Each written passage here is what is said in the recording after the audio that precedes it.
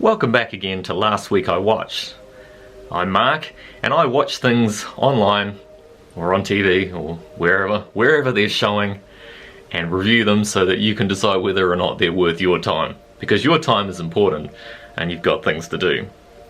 This week, or last week, I watched Wyrmwood, Road of the Dead, Disappearance at Clifton Hill, Myhrer, Nobody Sleeps in the Woods Tonight 1 and 2. Yes, I suffered through both of them. Find out whether or not they're worthwhile. And finally, Worth. So, let's talk about them.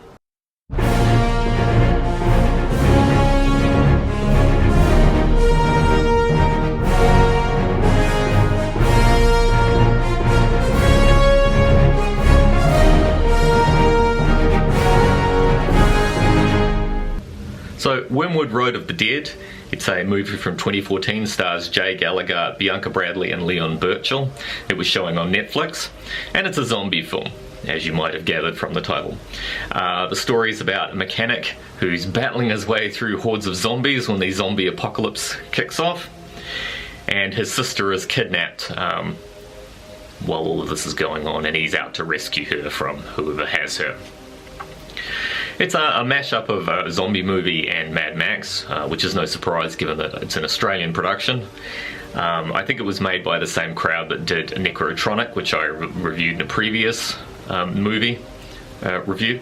So, of course, it goes without saying this one is low budget. It's probably lower than Necrotronic. I think it was actually produced before that movie, so obviously they did well enough to attract more funding for the Necrotronic one. But despite the low budget, it's not really a problem. it is what it is. It's a Mad Mask-esque kind of thing. Some of the shots with the utes barreling down the highway, it's not really in the outback, it's more through, I don't know, bushland or scrubland or something like that. It does feel very Mad Max, so you can definitely feel the elements there, right down to the cobbled together armoured suits that they come up with, and the sort of rusty aesthetic and things like that. There's some quite interesting ideas for a zombie movie as well, which I thought was really good. It changes it up a little bit. So without trying to spoil too much, if you want to avoid spoilers, then stop listening now and go watch it. But one of the things they find is that fuel mysteriously seems to stop working, and I guess it's implied that it's due to the presence of the zombies. They're emitting some kind of gas that deadens fuel, not funeral.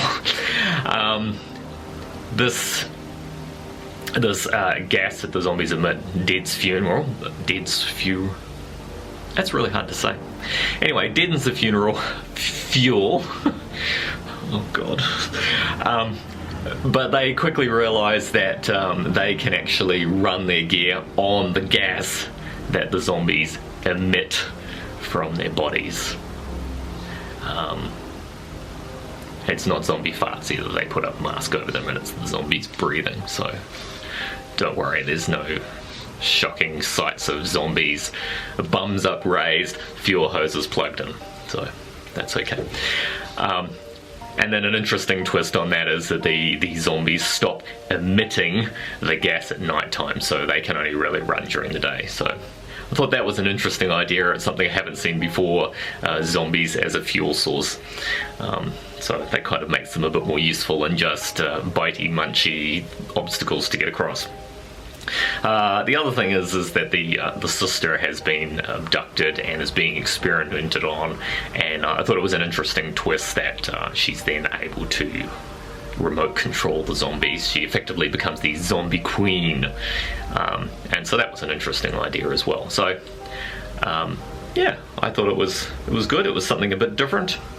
The usual sort of thing in the storyline, I guess, exists in that who is really the bigger monster? Is it the zombies, or it is in fact the survivors? Because some of the survivors are real shits to each other, and yeah, it doesn't help. I would personally believe that if zombie apocalypse kicked off tomorrow, that we'd help each other, but after the experience with the pandemic and global warming, I think probably not. Anyway, check it out. It's pretty good. It's worth a look if you're into the zombie genre. Give it a watch. So the next film I reviewed or watched was Disappearance at Clifton Hill. It's a movie from 2019. It stars Addison Tymack, Michaela Radan, Tim Beresford and David Cronenberg. It was showing on Netflix. So this is a story of a young woman. Her parents run a motel in Niagara Falls, and when she was young she witnessed what she thought was the kidnapping of a child. This event has obviously affected her throughout her life, and when she returns to take over the motel she starts to unpack what happened and trying to figure it out.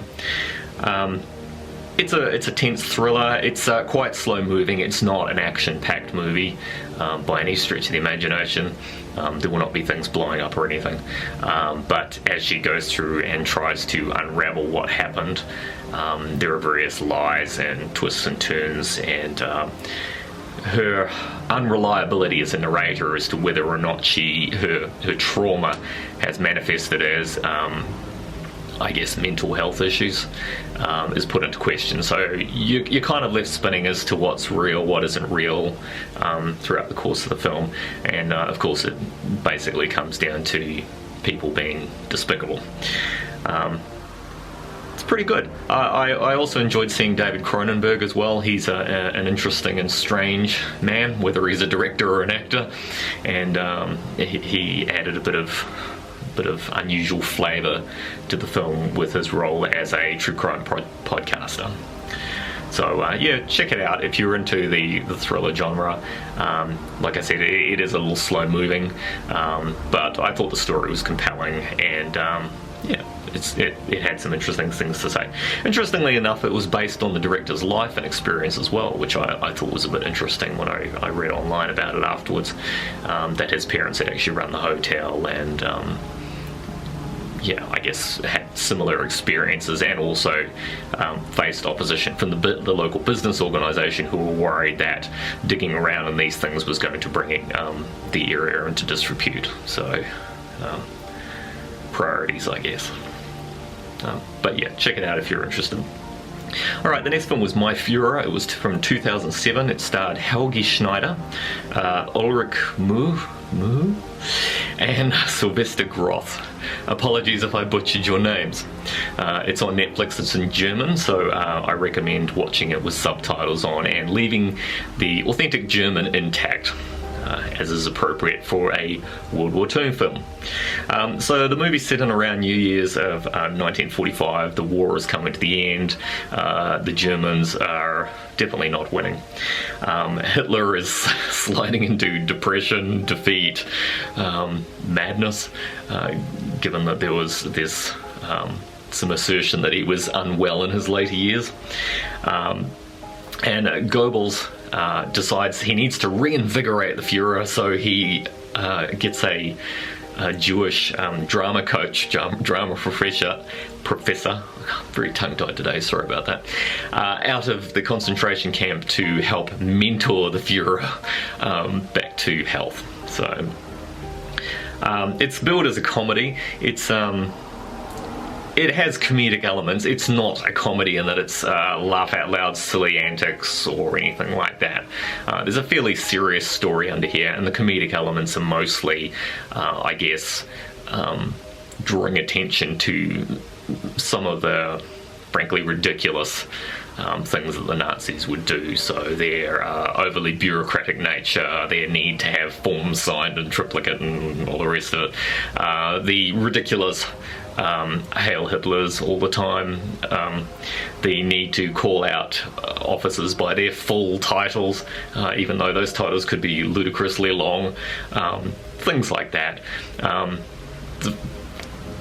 Yeah, I guess as it goes on, there are things in the story attempting to understand Hitler, I guess, and the Jewish side, and the characters themselves are trying to understand each other, I guess, and perhaps gain a better understanding of it. But obviously, the Jewish guy is keen to, wrestling with do I or don't I do away with the Fuhrer. The Fuhrer obviously has mixed feelings. I need this person, but he's Jewish. Yeah, there's some interesting ideas being posited in the story. And all of this backgrounds into Goebbels, who is effectively running the Reich at this point and attempting to create manufactured reality and propaganda to keep the war machine flowing. Even though Germany is largely bombed into the ground at this point, they're still trying to tell everyone that no, everything's fine, victory is near, we're doing well, everything's good, despite the fact that you can see outside, you know, the city is pretty well flat except for maybe a couple of blocks. So again, the ludicrous nature of the whole thing, and I guess the futility of the exercise ultimately, in that fascism did not win, thankfully. I do think this is quite a timely movie perhaps to watch at the moment as well, though, because of the rise of fascism again and the fake news, so the manufactured reality that's going on. It's a lot of it is based on the kind of stuff that Goebbels and them were perpetuating with propaganda, with repeating the fake lie till it becomes reality. And I think there's some interesting commentary to say about some of that stuff as well. So it's a very, very good movie. I rate it well. I think it's worth your time. It raises some interesting points, and there's some interesting things to think about and ideas and things like that. So definitely check it out. Alright, so from my spooky season list, Netflix is gradually letting it go, but it does still give me the odd scary. So I did watch Nobody Sleeps in the Woods Tonight, 1 and 2. Because they were auto-loaded on my system, and which is fine. That's okay. Takes the difficulty out of having to decide. So the first film was from 2020, starred Matujek Weisklawak. Apologies if I butchered your name, and Julia Wynwa-Nakiewicz and Zofia Wiklak. It's Polish, and it's on Netflix. There's a lot of Z's in the names, so I'm sorry, I don't know how to say them. I apologise humbly. But they did a good job in the film. The film was about something horrible happening to teenagers that have been sent off to a camp which is supposed to dry them out from the dependencies on electronic devices. And things start to go wrong in the woods. It's very similar to the Jason films, I guess. It's, I suppose it's a Polish homage in that it's a bit similar to Camp Crystal Lake and things like that. But I do like that they did some different things with the villain and have tried to create their own mythology as well. It is gory, I warn you now. Both of them are gory. Definitely the second one is probably gorier too. But the effects are good. The acting's quite good. Again, I recommend subtitles with the Polish.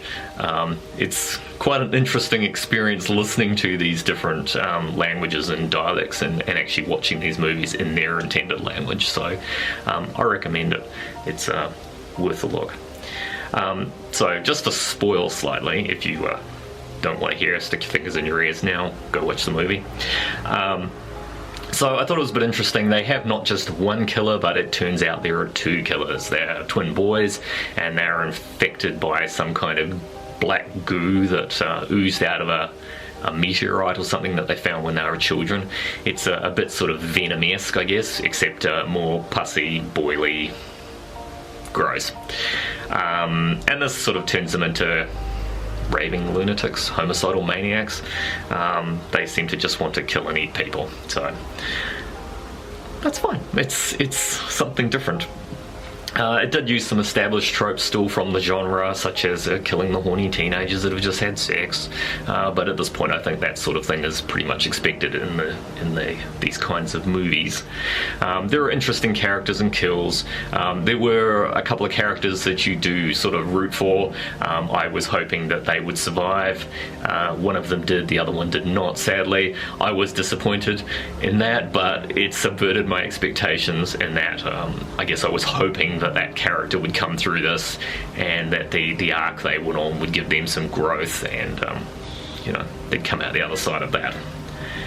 So I recommend it. As far as horror movies go, it was good. It was probably better than some of the old ones I've seen, so it's worth a look. So I didn't mind watching the sequel. And we'll just talk briefly about that now. That's Nobody Sleeps in the Woods Tonight 2, and that was from 2021, the following year. This one starred Matuz Weizkowak. Anyway, you know what I mean. Lots of Z's. And again, they were very good. This one continues on directly from the completion of the other one. So the survivor has been rescued by the police, and it picks up almost immediately afterwards. This person is locked in a jail cell, and then in a surprise twist, the killers are in the other cell, which I wasn't expecting, because they were, for all intents and purposes, dead at the end of the last one. So that was an interesting twist. We've basically mythologized now that these things are pretty well invincible and unkillable. So that was interesting. And then the movie just continued on twisting, which was really good, because it twisted and turned the main character into the new villain. So we ended up with 3 villains, and then it twisted again, and we had 4. And things just kind of got out of hand as it got gorier and gorier. Certainly more gory than the last one. And then the best twist, and I thought this was really well done, in a shot it shows the cabin, and then the whole shot rotates upside down. And I thought, well, that's really good, because metaphorically you've actually just inverted the entire story, because now we're following the monsters, and it's all from their point of view and their motivations and what they're up to, and then they're hunting down and killing people. So I thought that was quite interesting. It was a good twist. I've no idea if there'll be a 3rd one or not, but if there is, I'll check it out. Yeah, if you're interested in this sort of movie, give it a look. And the final movie today was Worth. It's a film from 2021 starring Michael Keaton, Stanley Tucci, and Amy Ryan. It was on Netflix. So I was very interested in this one. I often find some of these true stories interesting. This one's about the aftermath of 9/11. I think we all remember that and where we were when that happened. And this deals with the compensation fund for the victims of the tragedy afterwards. So we mainly follow Kenneth Feinberg and his team of lawyers that pro bono were tasked with finding some kind of formula for determining, I guess, the worth of somebody's life and how much compensation they would get. In exchange for this, the individuals would not be able to sue the government or corporations or anyone else for any kind of responsibility in all this, which is pretty awful, really, because you know, I would think if they weren't worried about culpability, would they have done anything to help those people at all? And I suspect the answer is not. So that was pretty shocking. I was pretty disgusted about that. Obviously there are factions in this movie that are predominantly interested in covering corporations' asses, and that's pretty terrible. In fact, I've seen that a few times lately. I saw a movie a while back about Teflon and how DuPont was leaking that into the water and the rivers and things for a long time, and they knew that it was toxic and was accumulating in people's bodies, but were trying to cover it over and protect the company. Thank goodness that we have these people that crusade after these people and try and enact real change, because I really think killing your customers is a bad model. Anyway, as this movie progresses, they're trying to come up with a formula for the value of people's lives. Obviously, this is ethically and morally slippery, I guess, to say, how do you say, well, a CEO is worth more than that person over there that's, I don't know, cleaning the building. I don't really think the CEOs justify the wages that they get, but anyway, who am I to judge? And they try to go about this generating this formula without really consulting with people and without really hearing their stories. And I think that was quite sobering when they started to have people file through the office, and really they weren't necessarily looking for compensation. They were just looking to be heard. They were looking for changes to be made, such as the the fireman that wanted them to have decent equipment. So I think his brother died, you know, rescuing people, and they didn't have decent radios or something like that and couldn't get the messages out. So he was just looking for real change, not necessarily looking for, here is a bag of cash, now go away and be quiet. And it was interesting to see how I guess the lawyers were affected by this, as they gradually had to embrace a human side to it rather than a purely mathematical solution, and some flexibility that not everything can be dealt with in a formula.